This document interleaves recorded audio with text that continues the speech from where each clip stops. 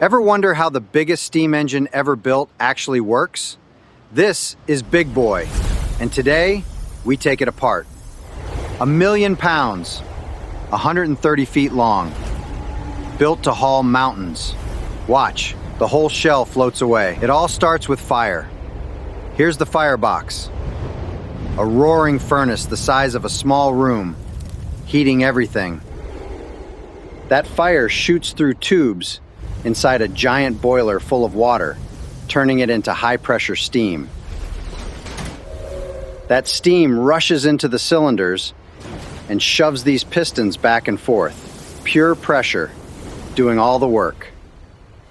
The pistons push these big side rods, spinning 16 towering drive wheels in perfect sync. That's how steam becomes speed. Here's the wild part. It's so long, the frame actually bends in the middle so it can curve around the tracks.